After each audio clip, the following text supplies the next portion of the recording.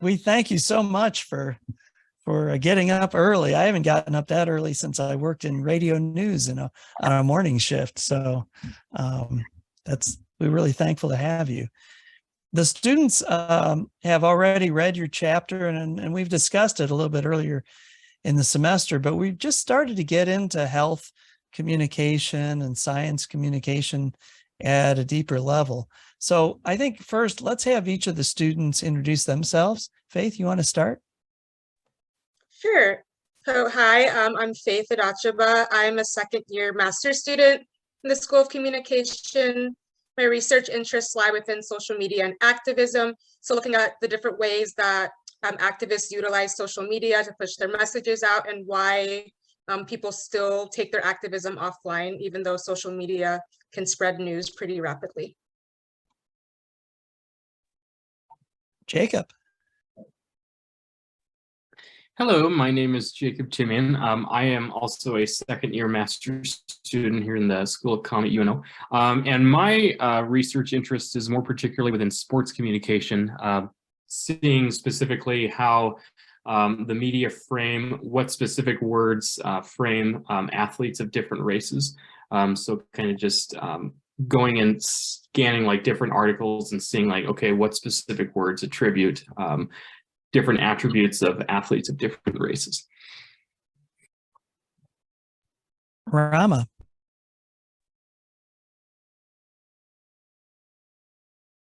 Rama, we can't hear you either. Check your mic settings there. You're having the same problem that Lauren had, I think. Let's go to Cecily and we'll come back, Rama. Yeah, my name is Cecily. I'm a first-year master's student in the School of Communication, and my research interest is in the experience for like LGBTQ folks on dating apps. Lauren? Hi, I'm Lauren Zimmerman. I am a second-year doctoral student. I am in the IT department. I study human-computer interaction, and I specifically focus on how attributes of avatars in virtual reality affect communication and trust between individuals. And we'll try Rama again.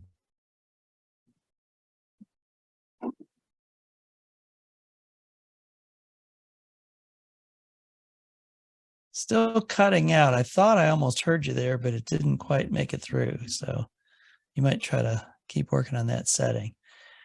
All right. Well, meanwhile, let's get started. By the way, just a quick Halloween update here in the U.S. Professor, I hear the first trick-or-treaters are getting candy downstairs. So that holiday is officially underway. Professor, could you talk a little bit first about how your research program on areas such as risk and science communication kind of fed in to the interest during COVID-19?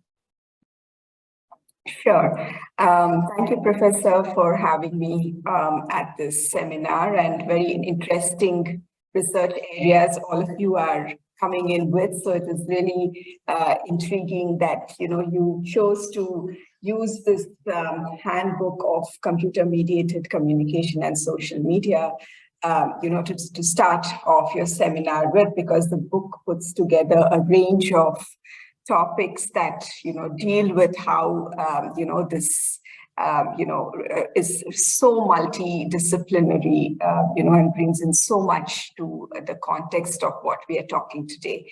So coming back to the question from you, Professor, it has been, interesting to look at health communication for me, because during the pandemic, what stood out in terms of health communication was the fact that, there was so much of uncertainty around this issue, as well as the fact that it was a crisis. And this was coming from my earlier book, or the book that I published a year ago called Media and Climate Change, Making Sense of Press Narratives, where I looked at how scientific terminology coming in from the field of climate change, from pure science, from different streams of, climate scientists, how the issue was really about this aspect of risk communication and communicating about the science of climate change and making it comprehensible to not only public at large, but to policymakers as well. So when you look at health communication, what became very apparent during the pandemic was the scientific terminology had to be broken down into smaller components, and that had to be made relatable to different stakeholders in order to get them to adopt a certain behavior and bring about a change. For instance, in this case, breaking the chain of the spread of the disease or the virus, and making sure it was not spreading from person to person. So in order to do that, there had to be, a change in the behavior, social distancing, testing, and all these things had to come into place. So how do you make a common man understand that there is a virus at large and it is highly, it can spread like a pandemic, and so we have to control it in this manner. We have to break the chain in this manner, and that for me was communicating risk. And when we communicate risk, what becomes very apparent is the nature of communication processes used. When I say communication process, of course, in the communication process, there is the sender, there is the message, and then there is the receiver.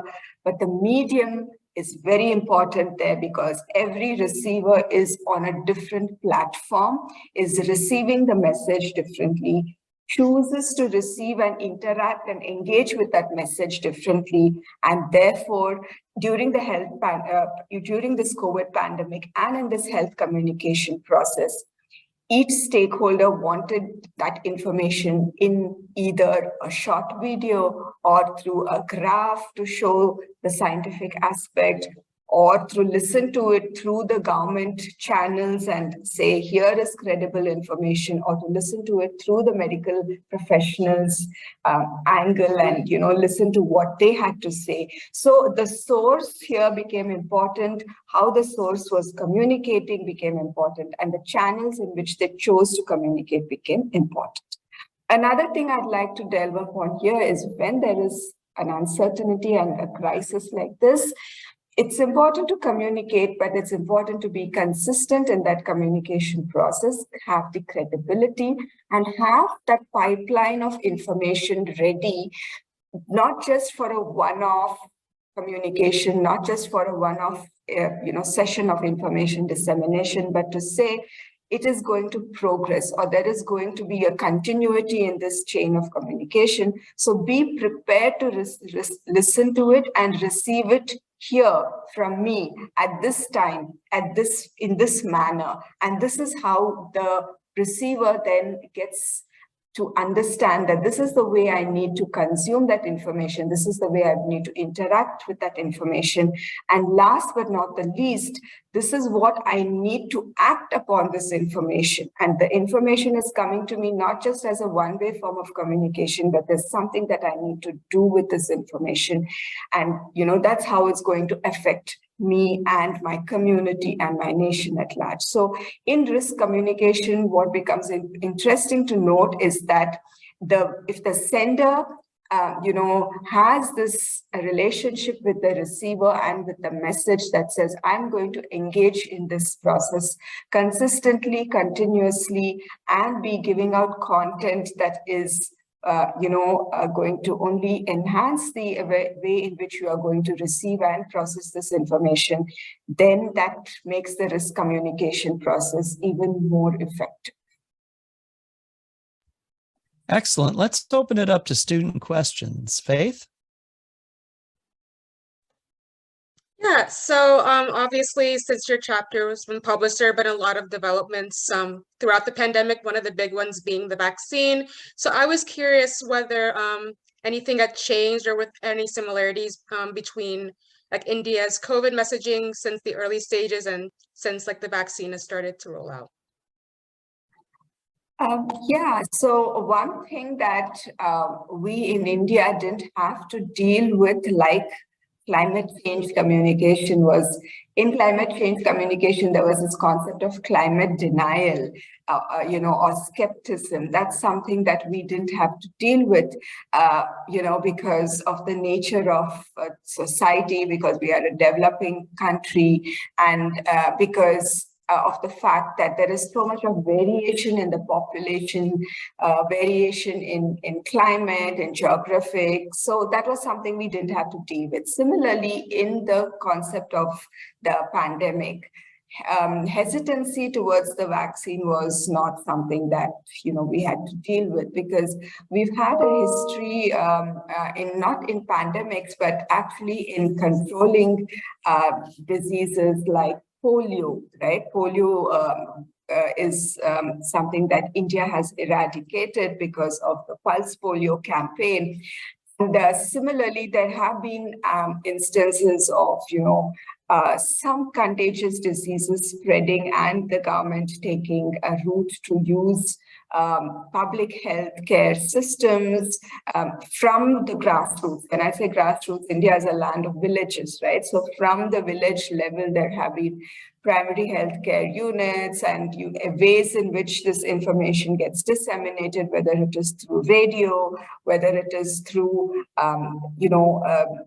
what we call as nukkad. So nukkad is like, a role play which is like a street play, you have it in small villages, so that you use local communities and local actors to enhance the message, right? So these kind of messaging systems did exist, and therefore the vaccine hesitancy was not something that we had to deal with.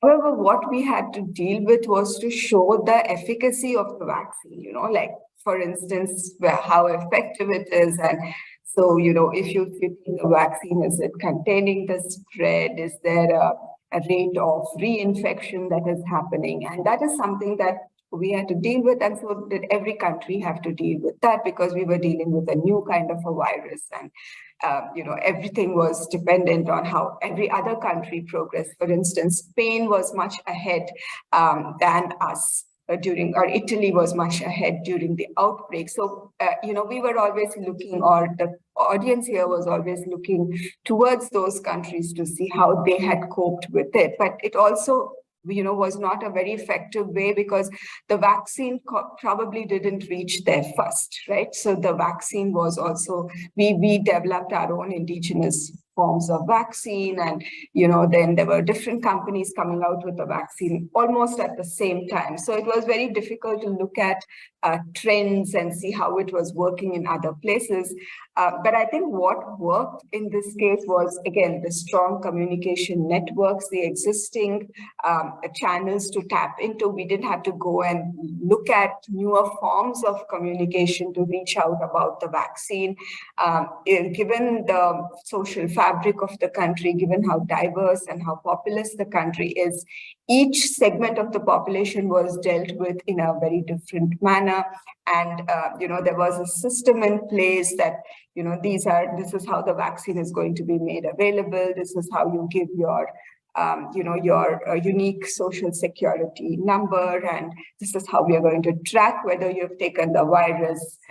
Also, there were cases of people wanting to take 2 shots of the virus because they thought it was so effective. So how to make the vaccine, how to make the vaccine more accessible to a larger spread of the population, and not let certain amount of people just, go and get their shot or get double vaccinated, right? So that was something that we also had to deal with. Yeah, I think that's really helpful and interesting, because I don't think U.S. media did a very good job of doing anything but telling what was happening in the U.S. I mean, I had the opportunity to speak with some colleagues around the world and got a little bit of this perspective at that time. But I think if you were just paying attention to U.S. media, you wouldn't have heard much about India or Spain or Italy or anywhere else. Jacob, your question? Yeah, so my question kind of revolves around the part of the chapter where it talked about risk communication. So my question is, how do you believe in your mind that risk communication can become a universal language that everyone can be on board with? Because it seems to me when it comes to like government-led efforts to inform people about the dangers of COVID, for instance, some people may take it seriously whereas other people won't. So how do you believe that risk communication can become a universal language that everyone agrees with? Yeah, that's a very interesting question, Jacob, because we are dealing with an entire population here. So when we talk about risk communication, it could be more effective in environments where, for instance, organizations or companies that deal with risk, for instance, in a pharmaceutical company or in a nuclear power plant. So here there are, oil and gas companies. So here there are processes in place to say this is a risk. This is what you identify or define as a risk, and this is what you do when there is some factors at play. That's when the risk factor kicks in, and then you decide to apply certain frameworks, and this is how you deal with the risk. So in organizations, employees and every stakeholder is taught to imagine a scenario, and when that scenario kicks in, then they know how to deal with it. So, for instance, when we looked at why Twitter can be an effective way of, mitigating that risk, right? And what percentage of the population are actually on Twitter, and why is the government using their official handles on Twitter? Why are they linking it or connecting it back to the WHO official handle, or better sources, for instance, like the CDC or credible sources all over the world? And why are they tying into these networks and saying that this is what they say or this is what they believe, and therefore this is a risk, or this is the category of risk attributed to this virus, and that is what the WHO believes. So, when you look at that context, and when you look at why risk communication is chosen as a method to disseminate or try to disseminate information, especially on a platform like Twitter, then it really goes back to seeing how Twitter was used as a ground for similar kind of, not such large outbreaks, but similar kind of risk communication. For instance, we've always had instances of, if there is probably a gas leak, or if there is a disaster like a bridge collapse, we've always seen historically that, there is a hashtag trending, okay, hashtag bridge collapse, how many people died, right? Or something like that.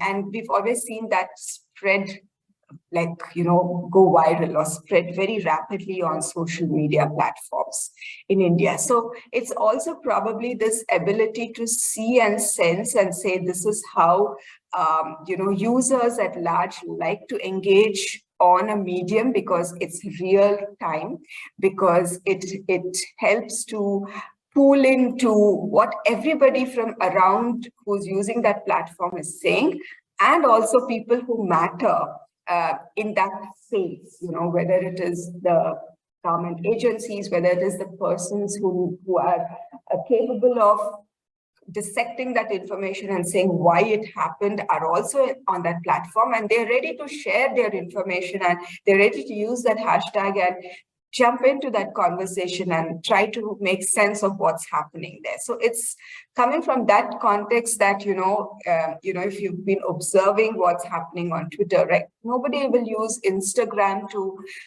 kind of talk about newsworthy events, right? So it's also the ability to identify that this is a platform being used to, talk about risk communication. And why is it being used to do that? Because of so and so things, which I listed out earlier.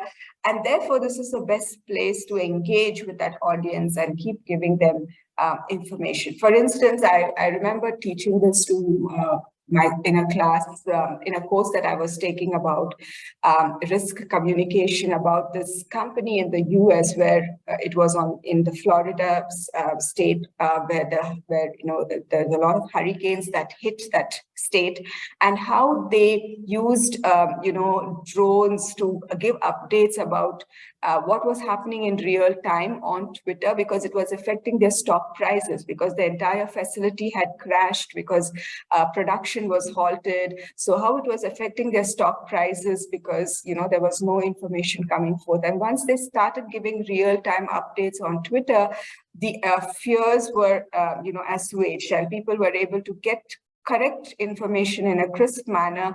And so it helped mitigate fears, not only for internal stakeholders, but also externally. So therefore, I think, if you look at, giving out bite-sized chunks of information in real time to users, that is risk communication, dealing with risk communication, and the use of Twitter in risk communication, what I have discussed in my chapters, because of the immediate response that it kind of garners. So I hope that answered your question.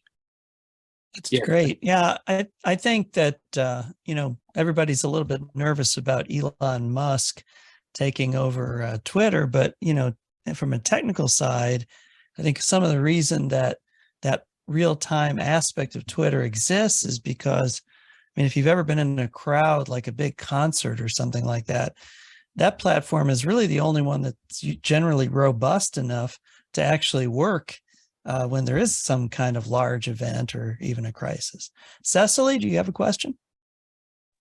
I think it's funny that you mentioned that, because I was going to ask how you might think research going forward could change now that Elon Musk owns Twitter. And then additionally, I had a follow-up. I have a peer who's interested in looking into the effectiveness of COVID-19 vaccination messages. And if you had any particular sources or places that I should pass on to him that he should look out for, I'd really appreciate it. Sure. So as a follow-up to our research, this paper that I have put out for Professor's book chapter, what we are going to be doing next is we are going to cluster this, these tweets, and then we are going to, also look at how we can update our method to create clusters, and for every account, for instance, we are going to look at the most frequent theme through a statistical point of view, through a categorical time series analysis. And afterwards, we are going to analyze the categorical time series to identify how the most frequent theme changed over that time, whether it depended more on COVID numbers or on time or any other factor altogether. For instance, whether there were significant changes around an influencer. So when we are saying an influencer, so was there any topic that created a change from theme 1 to theme 2, or cluster 1 to cluster 2? And that is something that we are using.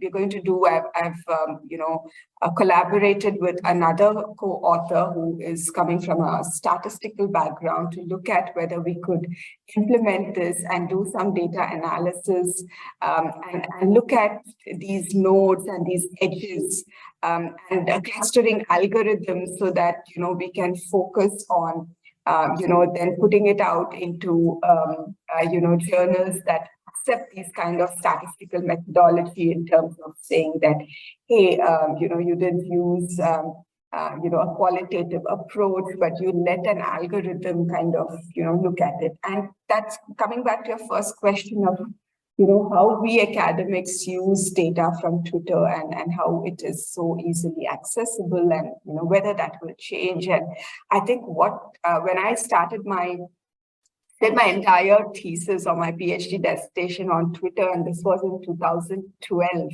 And, it was such a different time at that point of time, because at some point while I was writing my thesis, my advisor even suggested, that, what if Twitter as a platform shuts down? What's going to happen then, right? So it's been a long way since then. But what I noticed at that time was analysis on Twitter was coming in from computer scientists, coming in from political scientists, from communication scholars, and there was a lot of pressure on Twitter to make data available for academics, which many platforms had shut down. And there was this concerted effort all the time at conferences, through even Twitter or tweets, public tweets, to say that, this is what you should be doing. This is why your data is relevant for us. And that led to opening up of more, data sources on Twitter. So I think that pressure should keep coming from academics, and it should, they should be showing why or how it is relevant, because of the way in which the platform itself functions, and that pressure should keep coming on. And to answer your question about sources, there is a lot of research coming out on this, but again, I would urge you not to confine yourself to searching about this only on communication-related journals, because it's coming out in journals like the Lancet, which is predominantly written by medical professionals. Papers are coming out from political communication scholars, because increasingly governments and leaders talked about a health communication part, and it resulted in whether governments fell or they survived or they flourished, right? So it talks about democracies, not countries where there were no democracy. So increasingly you'll find that in literature, in political communication scholars, writings, and also I work in a business school, and I see a lot of my colleagues who work in areas such as strategy, decision sciences, operations management. I see them coming out with a lot of studies and papers and publishing in very different statistical and management journals about this very topic of how the pandemic played out. So therefore, I would urge you not to restrict yourself to communication, journals only, and look at it from a very multidisciplinary angle. Very good. Rama, how's that microphone now? Yeah. Can you hear me, Professor, now? Yes, we can hear thank you. Thank you. Okay, so I have a couple of questions. One of my question has already been answered in your explanation. So the other question I have is, we can see that there is a lot of data available from Twitter, which helps researchers to find some interesting information. But at the same time, most of the government officials or government websites, they seem to be using Twitter more than any other social media platforms like Facebook or WhatsApp or any other, Instagram, something like that. So why do you think Twitter is, more popular among the government officials than other social media platforms? Or the other part of the question is, do you think that in the future, the Facebook or WhatsApp will be used by the government? Okay. Yes, that's a very interesting question, Rama, because in 2016, at the place I work for, IIM Bangalore, I was conducting a session on social media and governance for very senior bureaucrats of the government of India. And these people were, into their 50s. They were at very top prominent roles. They came from different ministries, Ministry of External Affairs, Ministry of Finance. And I was there telling them about the use of social media for governance.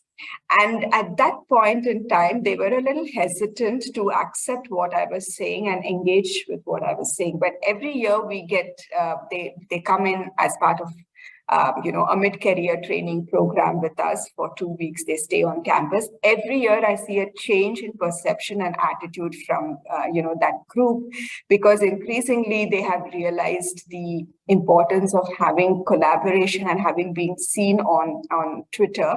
And today they give me more ideas, and there's a very lively class discussion when we broach that topic and when we interact with that kind of a group, because they have realized the power of social media in a democracy and its ability to, get things done in a very rapid manner.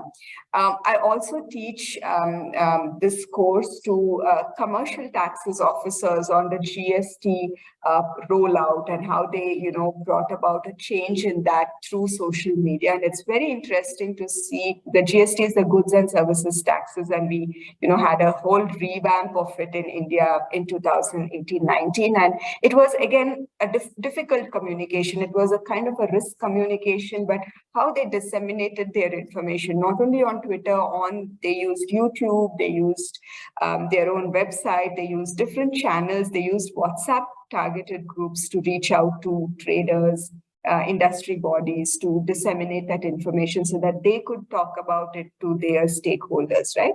So increasingly, there's a focus on use of social media because, like I said, they are willing to go to platforms that audiences engage in, and they're not willing to say that this is where you need to seek information on government websites and nowhere else. So they're not willing to do that because they understand that to engage and to reach out to a larger population, it's important to go to platforms that they engage in. So, so there's not going to be a dip in that engagement, but however, there have been sporadic incidents, and I say sporadic incidents because I think in the last 1.5 years or so, many of the government handles and officials went to the KOO, KOO it's called. So that there's a KOO app that they use, and everybody said, let's kind of get out of Twitter and get into this KOO.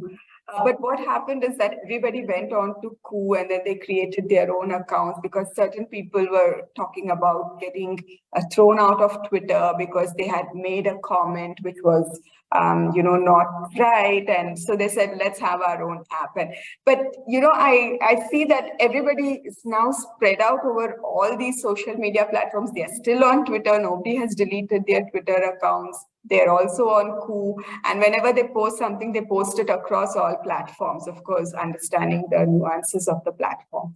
So similarly, when Elon Musk came into the picture, I saw a lot of people say, I'm going to delete my account or I'm going to suspend it, but that didn't happen, right? And so I think as long as the popularity of the platform remains, people are going to be there just to see, okay, what's happening, and I don't want to lose my followers, or I think I've built a good database of tweets there. So I want to keep going at that. I want to keep myself engaged there. So I think, the government, especially given that we are a democracy and given that, it is important to engage with every stakeholder. For instance, in WhatsApp groups are used, Telegram is used as an app for the rural population because in rural India, mobile technology is deep, the penetration is very deep, and you don't expect them to be on Twitter as much, but you will definitely know that they are going to engage with you on WhatsApp. So disseminating information for government becomes very easy in such groups. And they are definitely not going to exit that. I don't see that as a possibility. Thank you. I would say too that the, Twitter and also I would add now TikTok are probably the most publicly shareable posts, content across the web. And I think that's advantageous. I mean, Facebook has taken this kind of walled garden view of all of this, where you've got to be logged in and and they're trying to keep you on their site. And I don't think that really lends itself as much to news and information and that type of thing. Lauren, do you have a question? I was going to ask, how did India handle misinformation, or how is that part of their social media communication strategy, and do you think that that was successfully handled, especially like in comparison to the US? Yeah, that's a very interesting question, Lauren, because however much we talk about the advantages of a platform, it is also true that we have to deal with this aspect of misinformation. And one way that India dealt with this aspect was every day there would be a briefing and, a media briefing from the Ministry of Health, an official, senior official from there, the Ministry of Home, and another ministry. So these three ministries were crucial in terms of law and order, health, and setting the agenda for how to deal with the pandemic. And all these three spokespersons would come out every day and give a media briefing. So it was very interesting to see what updates they have, how they dealt with questions from the media in terms of, how the public at large was coping with the pandemic. Also, there were these official handles that, like I said earlier, were very consistent in their communication. So it became evident that media persons or journalists started using those official handles as sources of information and referring to those official sources of information, which I have used in my book chapter, right? I have listed out those accounts, and those accounts became, very highly, there in that space of COVID information dissemination. And whenever there was the chance of the information getting misinterpreted, it was interesting to see local bodies step in, for instance, and use cultural symbolism as a way to mitigate that. For instance, in my city of Bangalore, the traffic police, they came up with these icons or symbols of the virus looking like a demon, right? So in Indian mythology, the demon is seen as, like how you have for Halloween, right? So scary and, with horns and, large teeth and all that. And so they drew such symbolisms on the roads, like street art, like graffiti. They kind of showcased that at prominent places because we had a lockdown in place. So the lockdown meant that people were not supposed to step out of their homes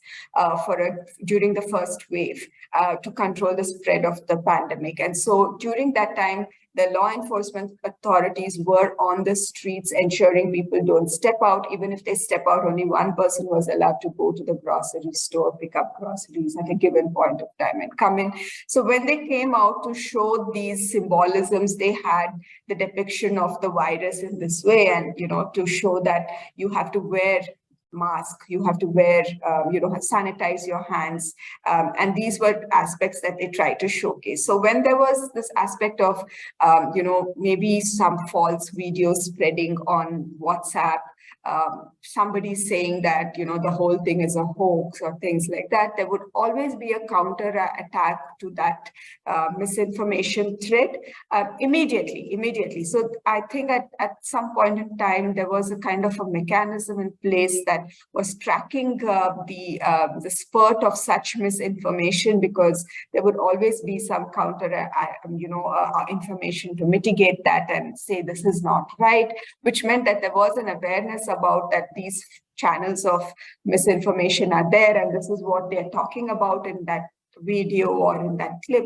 And so there was an immediate way to kind of, say why it is wrong. So prominent amongst, the people who were trying to squash those misinformation were the doctors themselves, prominent doctors, prominent clinicians, and they were again utilized locally, because India is a vast country. A doctor who is popular in Bangalore may not be a known face or a known figure in another city. So, the content was clearly hyperlocal, using community doctors, using people who are known in that community to, talk about this aspect. And there were a lot of webinars held, a lot of online forums that came up where groups would invite doctors belonging to a hospital from that region and have an online talk with the community members, where he would talk more about, what were the myths and what were the facts. So,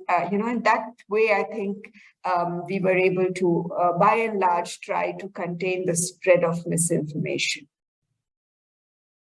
I'm curious about, you mentioned masking and how things were during the first wave. Here in Omaha, if I put a mask on, which I do if I'm going into a very congested indoor setting, I'm usually in the minority. Not that many people in Omaha are wearing masks anymore. What's the situation there?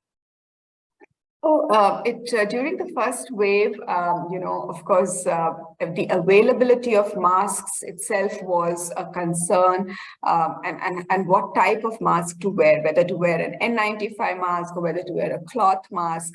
So it became important to make sure that, different people from different economic backgrounds had access to masks, and it was not causing a dent on their pocket, and they didn't see it as a way of saying, oh, I don't have the money to procure a mask or buy a mask. So masks were also for those people made freely available.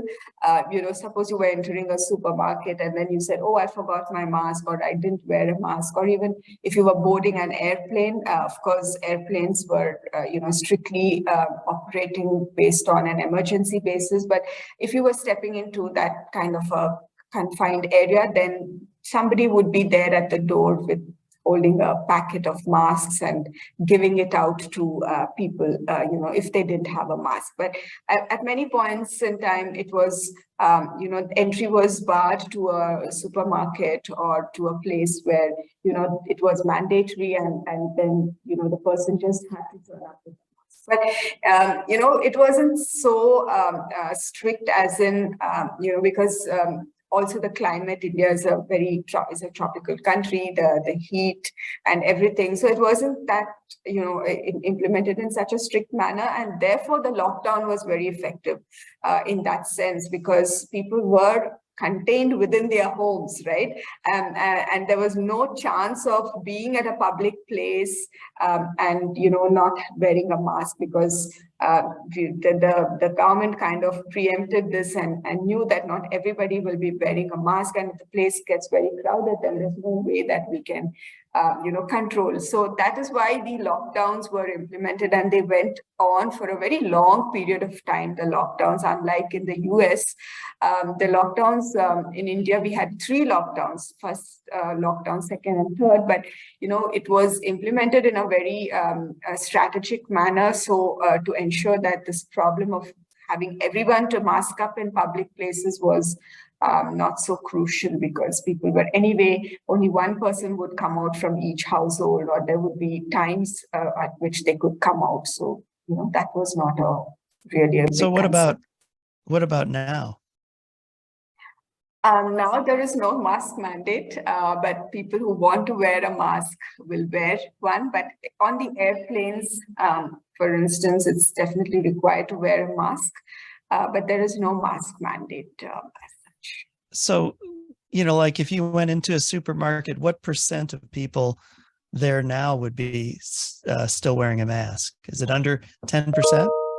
Yes, it would be under 10%. Yeah. So that's pretty similar to where we're at now too, I think. Any other questions that we didn't ask you, Professor, that you think we should have? I was, interested to talk a little bit about what I've mentioned in this table 6.1 about the themes and topics that emerged, because I'm a communications scholar, and I think that, when we talk about health communication, or when we talk about using platforms on social media to communicate, it's important to look at the content and the strategy of the way in which the communication happens there. When I look at this table, and this table we are going to kind of, in my second part of the study, we looked at LDA topic modeling here, but in the second part of my study with my colleague from a statistics background, we are going to let the algorithm decide the themes. So here it was manually done. We are going to look at the algorithm and see how that is going to help us decide the themes. So when I look at the themes and the topics that came under themes, I go back to the core or the basic foundations of the ethos, pathos, logos concept that Aristotle propagated in 350 BC. And, at the end of the day, realize that we are communicating from a human being to another human being. And, a human being needs three things to, grasp that information. One, is the source credible? Two, how is it going to affect me?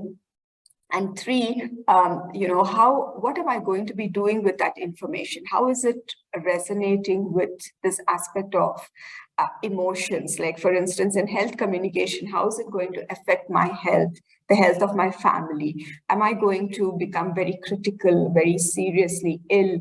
And is it going to have implications on my, ability to work, to earn a living, and to lead a healthy life, right? So if once these aspects are touched upon, then communicating such information in a risk setup, to get people to understand why we are asking you to do certain things becomes more important. So when we look at that table, and when we looked at why during certain periods of time, for instance, when the pandemic broke out, you can't talk about vaccine immediately. You'll have to talk about helping the audience understand from where it originated, why it originated, right? So there are stages in the way in which information is processed, because our brains are not wired to, take in complex sets of information immediately. We need to go in a step-by-step manner because we are human beings at the end of the day. So what my point is that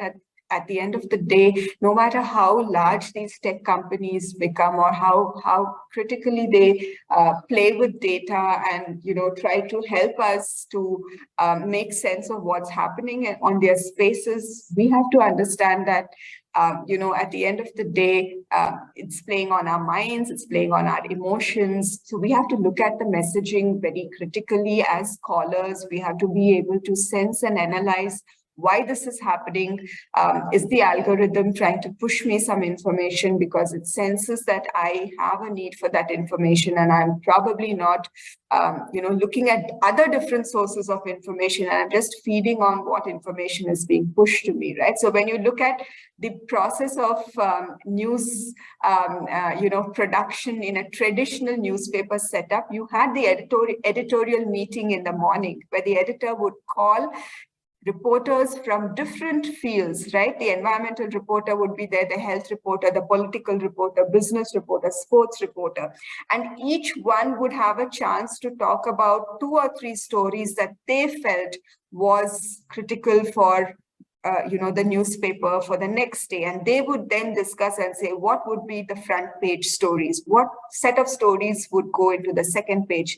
What would the editorial be on, right? And these people were on the field. They had a sense of what's going on there. They were fed with diverse sets of opinions, perceptions, and they brought in that discussion. And there was a discussion that happened for an hour, and then it was decided what would be placed in the newspaper.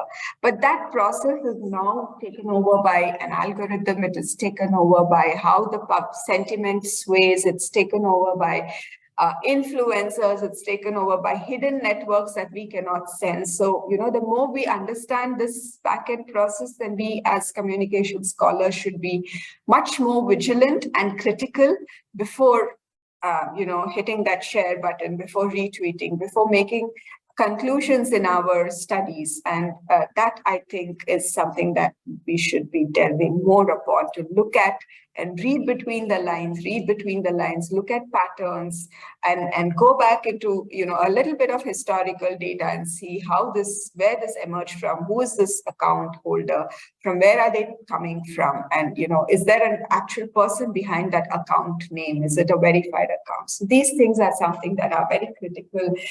All of you are emerging, budding scholars in the field of communication and social media. So I think the more you start having this at the back of your mind while getting into your research. It's going to help the field at large, and it's going to, then you're not going to get into, or not going to be swayed by trends and say, okay, this is what's an emerging area, this is where I need to be. You're going to then shatter and break trends and come up with new pathways to understand this. And that's also going to be putting a lot of pressure on digital platforms and people who own them if this kind of research is more coming out there. Yes, I think it brings us back to the construct of risk. And I remember as a graduate student many years ago now, one of my professors was Dennis Davis, who's retired now, and Dennis was studying airline crashes and how the television networks covered airplane crashes. And at that time, there were more airplanes going down than now. I think safety's a little bit better than it once was at 30, 40 years ago. And so you think about an airplane crashing and 300, 350 people dying. There's a lot of people get upset about that. There's a lot of visual coverage of that kind of thing. And then we contrast the pandemic, which, we had over 1 million just here in the US die, but it didn't have that sort of visual drama to it in that way, right? Because people were dying in ICU units where there weren't TV cameras, right? So, I think about that going forward, that how are we going to get a little bit more scientific in our view of risk and our understanding of risk, and not be sort of played so much. It's kind of like when there's a school shooting now, the local media, national media are going to cover that. And there's visuals there. And I think that spills over into sites like Twitter, don't you, Professor? Yeah, that's an interesting point, because I was at this conference in Singapore last week, and I was talking about how climate conversations are going to spill into political communication in elections. And there were people from big political parties all around the world at that conference. It was a conference on political communication. And they were talking about this aspect that Professor mentioned about talking to an audience which they cannot see on Twitter. So, on any social media platform. So they said, we have to imagine our audience, because we can't see them, we can't feel them, unlike at a public rally where we can get a sense of whether they like what we are saying, whether, non-verbal elements are at play. But on social media platforms, it's more about the visual that one creates, the story that one carves, and throwing it out there to millions of people while stakes are high, not knowing how the election is going to be swayed, whether in favor or against that candidate, just by, imagining that the audience is like this, and this is what they want to listen to, this is what they want to hear. So coming back to what you said, Professor, the construct of how that information is going to be disseminated, how to portray that information, becomes, a task really for people who are, putting out information, who are having these accounts and having millions of followers, because they really don't know the way in which the sentiment is going to be swayed. And it could, they were talking in this conference, it could trigger with one spark of misinformation overnight, right? You may have worked on that campaign for 2 months, and you definitely know that, this is going to be in your favor, but overnight there could be something so critical in that community that, takes place that sways the decision. And, how do you then understand that this was the misinformation fed, and this was the chaos that it created, and where is the time for you to then counteract that and assuage those fears just before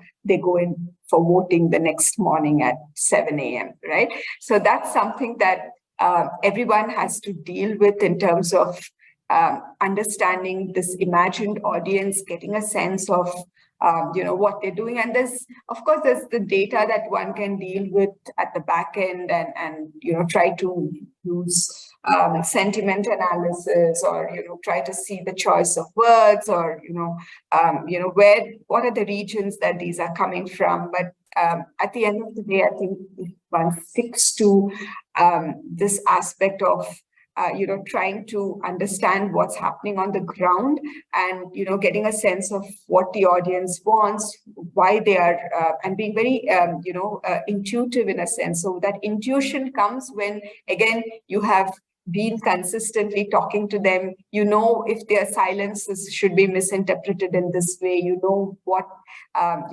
they're saying when they're actually not saying something, or when they're saying something and then they actually didn't mean to say that. So if you've been talking and communicating to this audience for a while, then intuitively you will get a sense if something is wrong, or if there's something that needs to be done from your end. So I hope that answered your question.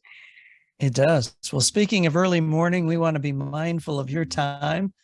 This has been a fascinating conversation, and I know our students got a lot out of getting a chance to meet you.